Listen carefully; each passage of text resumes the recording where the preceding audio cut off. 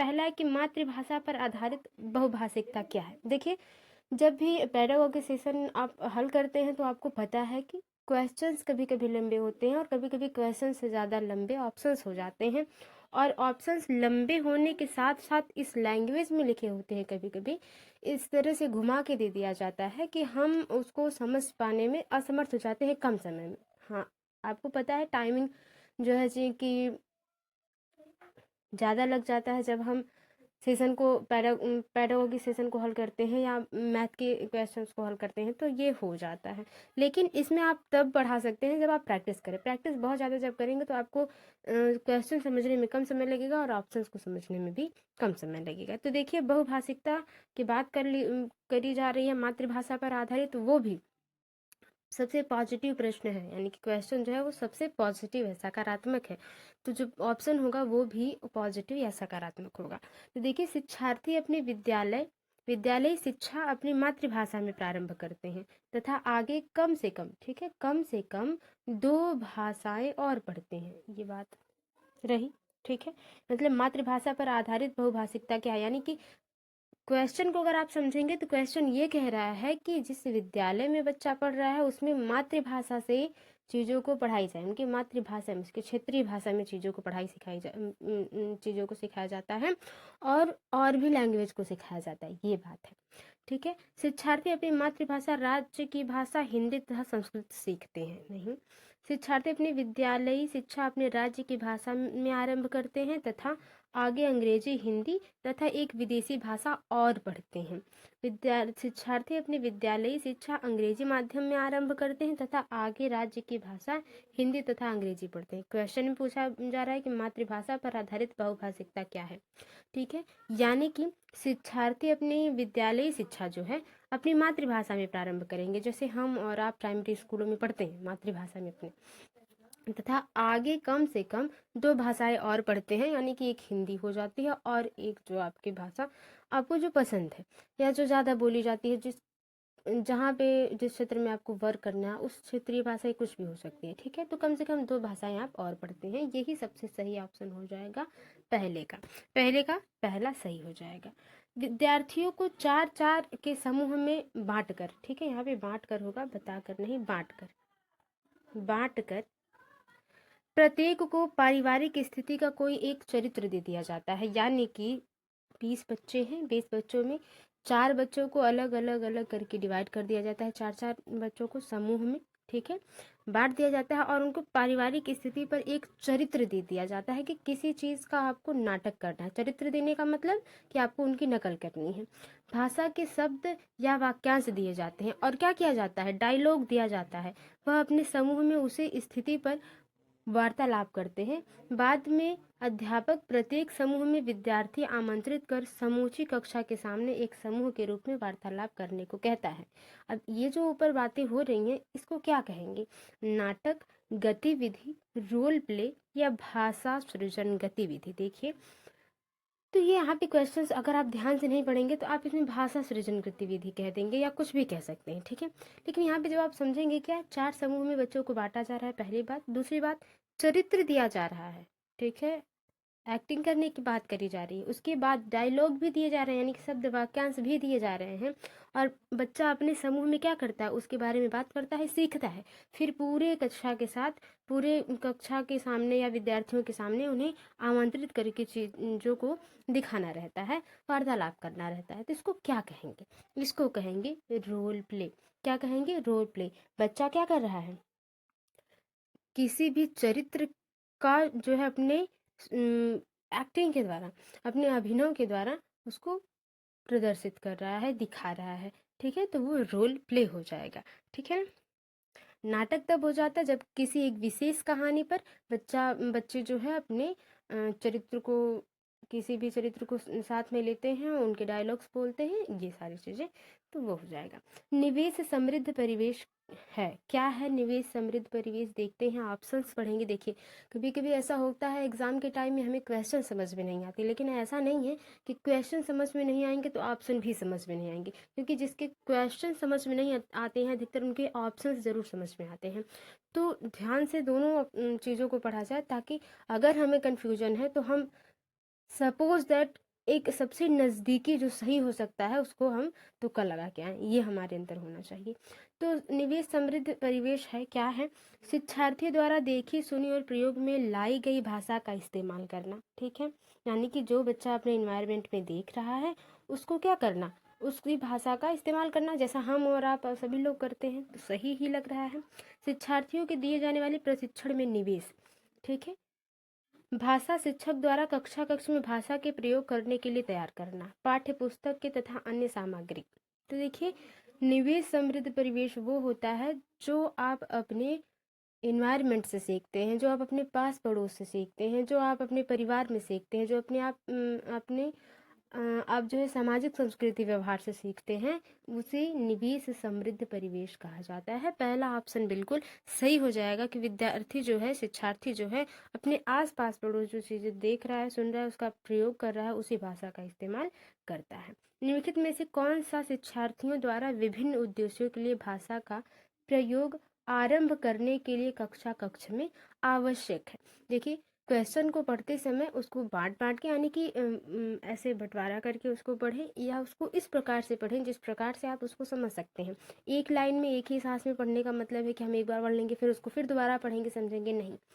तो इसमें कहा जा रहा है कि शिक्षार्थियों द्वारा विभिन्न उद्देश्य, सभी बच्चों के जो उद्देश्य होते हैं वो अलग अलग होते हैं, तो उनके लिए वो भाषा का प्रयोग जो शुरू करते हैं करना, ठीक है, वो कक्ष में किस प्रकार से आवश्यक है? भाषा निवेश तथा पारस्परिक संवाद, व्याकरण, शब्दावली, वृत्तांत एवं कविता। देखिए, कक्ष की बात हो रही है, विद्यालय की बात हो रही है, ठीक है। तो भाषा का प्रयोग आरंभ करने के लिए भाषा निवेश, जैसा अभी भी हम लोगों ने पढ़ा, निवेश समृद्ध परिवेश, यानी कि जो बच्चा अपने पास पड़ोस आस पास से सीख रहा है, परिवार से सीख रहा है, सामाजिक अंतःक्रिया से सीख रहा है, ठीक है। तो वही चीज, भाषा निवेश तो होना ही चाहिए।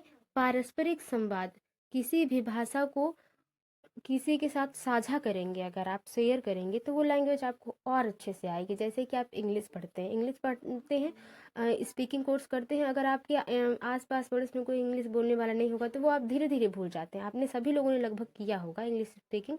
हाई स्कूल इंटर में बहुत एकदम जुनून सा होता है कि इंग्लिश सीखना है, और हम करते हैं, सभी लोग करते हैं।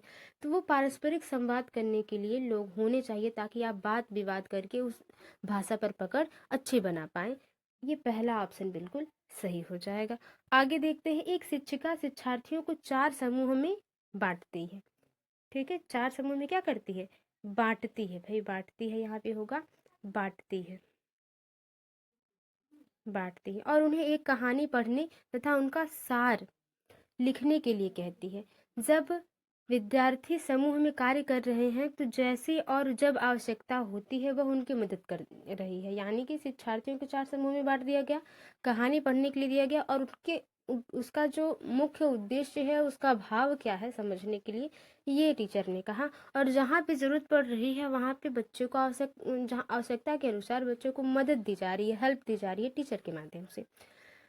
बाद में उन्हें उस कार्य को पूरी कक्षा के सामने प्रस्तुत करने के लिए कहती है। इसे क्या कह सकते हैं? समूह कार्य, सहायता करना, समूह में समस्त कक्ष चर्चा। और चौथा वाला ऑप्शन फिलहाल है नहीं, लेकिन यहाँ पे जो सही आंसर हो जाएगा वो ऑप्शन है, यानी कि दूसरा ऑप्शन बिल्कुल सही हो जाएगा, सहायता करना। शिक्षिका क्या कर रही है? इसे क्या कह सकते हैं? शिक्षिका बच्चों की मदद कर रही है, सहायता कर रही है, उन्हें सीखने में सहायता कर रही है या हेल्प कर रही है, ठीक है। ये बात हो गई। आगे देखते हैं, अर्थ के लिए अनुमान है। अर्थ के लिए अनुमान है, यानी कि जो भी हम अर्थ निकालते हैं किसी टॉपिक का, किसी भी चीज़ का, उसका अनुमान हम कैसे लगाते हैं? जैसे आप तुक्का लगाते हैं वैसे। तथ्यों तथा तर्कों पर आधारित अर्थ निकालना, क्या अंतर्निहित है तथा क्या समझ आया इसे समझना, शब्दों के अर्थ ढूंढना, कहानी का सार लिखना। तो देखिए, तथ्यों तथा तर्कों पर आधारित अर्थ निकालना, यानी कि जब आप ही हैं सीटेट के एग्जाम में बैठे और आप पेडागोगी सेशन हल कर रहे हैं और आपको क्वेश्चन समझ में नहीं आ रहा, लेकिन जब आप उसको ऑप्शन पढ़ रहे हैं तो हम अर्थ और तथ्यों के आधार पर हम उसका अर्थ निकाल सकते हैं। हम ये लगभग में जो है अनुमान लगा सकते हैं कि कौन सा बेहतर हो सकता है, कौन सा ऑप्शन सही हो सकता है इस क्वेश्चन के हिसाब से। वही बात कही गई है, छठा का पहला ऑप्शन बिल्कुल सही हो जाएगा। ठीक है, मैंने उदाहरण दिया कि पठन में वर्ण संकेत है, पढ़ते समय जो वर्ण संकेत होता है वो क्या है? किसी शब्द का अर्थ, व्याकरण बिंदुओं को पहचानने के लिए संकेत, वे संकेत जो अर्थ बनाने की प्रक्रिया में सहायक है, शब्द के सही उच्चारण के लिए संकेत। तो देखिए, जो वर्ण संकेत दिए जाते हैं कि देखिए मैथ में आप लोग करते होंगे तो आप ए नॉट इज इक्वल टू 0 इस तरह से दिया जाता है ना, तो ये संकेत है एक। इससे ये जो आप समीकरण हल कर रहे हैं उसका जो है आपको एक पहचानने में सहायता मिलती है, हेल्प करने में क्या मिलती है? सहायता मिलती है। तो ये संकेत जो होते हैं वे संकेत होते हैं जो अर्थ बनाने की प्रक्रिया में क्या करते हैं? सहायता देते हैं, सहायक होते हैं। तीसरा ऑप्शन बिल्कुल सही हो जाता है। यह दो व्यक्तियों के मध्य वार्तालाप है, यानी कि ऑप्शन में दो व्यक्ति जो आपस में बात कर रहे हैं, इसे ध्यान से पढ़ना है तथा इनके बातचीत का उद्देश्य ढूंढिए कि वो किस उद्देश्य पे बात कर रहे हैं। पहला व्यक्ति कहता है कि हेलो, आप कैसे हैं? आप वापस आ गए, खुशी हुई। मतलब कि आप वापस आ गए, हाँ मुझे बहुत खुशी है इस बात की। और दूसरा व्यक्ति कहता है कि हेलो, आप कैसे हैं? यानी कि ये व्यक्ति इनसे पूछ रहा है कि आप कैसे हैं, मैं अच्छा हूँ, आप अपने बारे में बताएं। ठीक है, ये व्यक्ति खुद कह रहा है क्योंकि ये आप कैसे हैं पूछा गया यहाँ पे। तो व्यक्ति पहला कह रहा है कि मैं अच्छा हूँ, अब आपका स्वास्थ्य कैसा है? तो व्यक्ति टू कह रहा है कि पहले से बेहतर है, अब मैं काम कर सकता हूँ। तो इसमें इस कन्वर्सेशन का, इस वार्तालाप का एक उद्देश्य क्या है? व्यक्तिगत वार्तालाप, सूचनात्मक उद्देश्य, कार्य संपादन का उद्देश्य, पारस्परिक क्रिया का उद्देश्य। देखिए समझते हैं बारी बारी से। तो व्यक्तिगत वार्तालाप वहाँ होता जहाँ पे दो व्यक्ति हों लेकिन एक ही व्यक्ति अपने अपने बारे में बता रहा हो। जैसे बहुत से लोग हैं और आप उनको स्पीच दे रहे हैं, तो ये व्यक्तिगत वार्तालाप है, आप अपने बारे में ही सिर्फ लोगों को बता रहे हैं, वो चीज़। ठीक है, सूचनात्मक उद्देश्य, जैसे नोटिस दिया जाता है एग्जाम जो है स्कूल के टाइम में टीचर्स आते हैं और सूचना देते हैं कि आज इस क्लास में ऐसा होगा, उस क्लास में ऐसा होगा, ऐसे मीटिंग बैठेगी या इस प्रकार से ग्रुप बनेगा, ये सारी चीज़ें। कार्य संपादन का उद्देश्य कि किस प्रकार से कक्षा में आपको रहना है, अगर कि कोई नई थ्योरी शुरू हो रही है तो उसमें किस प्रकार से कार्य करना है, तो वो संपादन का उद्देश्य। पारस्परिक क्रिया का उद्देश्य जहाँ पर आप एक दूसरे की बात करें, सुने, वो आप की बात सुने, आप उनकी बात सुने, उनकी बातों से कुछ सीखें, ये क्या है? पारस्परिक क्रिया का उद्देश्य है। तो यहाँ पे हाल चाल पूछा जा रहा है, एक दूसरे के बारे में जानने की कोशिश की जा रही है, तो ये पारस्परिक क्रिया का उद्देश्य है, परस्पर संबंध का उद्देश्य है। तो ये बिल्कुल सही हो जाएगा। चौथा, भाषा अधिगम के लिए रूप उन्मुख भाषा निवेश क्या है? क्या? रूप उन्मुख भाषा निवेश वह निवेश जो सूचना पर केंद्रित है, शिक्षार्थी शब्द संपदा, उच्चारण तथा व्याकरण की समस्या प्राप्त करते हैं। निवेश में दिए गए अर्थ को भाषा में प्रयोग करना सीखना, लिखना सीखने के लिए निवेश की संभाव्यता। ठीक है, 9वें के सही आंसर की बात कर ली जाए, रूप उन्मुख भाषा निवेश वहाँ होता है जहाँ पे भाषा निवेश, जहाँ पे शब्द संपदा, उच्चारण तथा व्याकरण की समस्या को क्या किया जाए? प्राप्त किया जाए, हल, ठीक, समस्या के समाधान को प्राप्त किया जाए। ठीक है ना? ठीक है, तो ये दूसरा वाला ऑप्शन बिल्कुल सही हो जाएगा। आगे देखते हैं, राष्ट्रीय शिक्षा नीति 2020 विद्यालय शिक्षा के 10 नए ढांचे का अनुशंसा करता है, इनमें से कौन सा सही होगा? 5 वर्ष प्राथमिक, 3 वर्ष उच्च प्राथमिक, 2 वर्ष माध्यमिक, 2 वर्ष उच्च माध्यमिक, 2 वर्ष पूर्व माध्यमिक, 5 वर्ष प्राथमिक, 3 वर्ष उच्च माध्यमिक और 4 वर्ष माध्यमिक। 5 वर्ष बुनियादी, 3 वर्ष प्रारंभिक, 3 वर्ष मिडिल, 4 वर्ष माध्यमिक।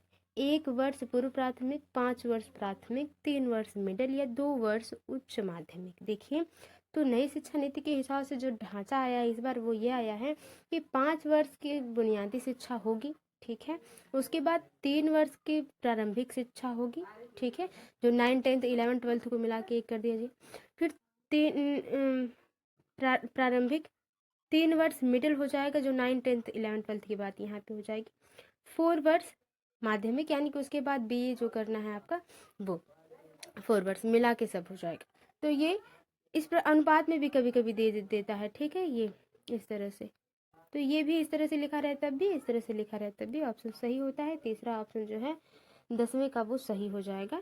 ठीक है, आगे देखते हैं, भाषा की पाठ्यचर्या का उद्देश्य है विभिन्न प्रयुक्तियों पर अधिकार का विकास, करना इसका क्या अर्थ है, यानी कि विभिन्न विभिन्न चीज़ों में हम चाहते हैं कि हम इसमें अच्छा विकास करें, अच्छी चीज़ें सीखें और अच्छे तरीके से सीखें। तो इसका क्या अर्थ है? भाषा की पाठचर्या के उद्देश्य की बात हो रही है। शिक्षार्थी विभिन्न विषयों की विषय वस्तु के अनुरूप भाषा को समझने और प्रयोग करते हैं, समझते और प्रयोग करते हैं। शिक्षार्थी विज्ञान सामाजिक विज्ञान की विषय वस्तु समझते हैं। शिक्षार्थी रोजमर्रा के संप्रेषणात्मक उद्देश्य, संप्रेषणात्मक यानी कि कन्वर्सेशन की बात हो रही है, तथा कार्यों के लिए भाषा का प्रयोग करते हैं। विभिन्न भाषाओं में भाषा प्रयुक्तियाँ सिखाते हैं। कह रहे कि सही आंसर की अगर आप बात करेंगे तो भाषा के पाठचर्या का उद्देश्य पूछा जा रहा है कि एक भाषा सिखाने में जो सूची बनाई जाती है, एक पाठचर्या बनाई जाती है, उसका क्या उद्देश्य है।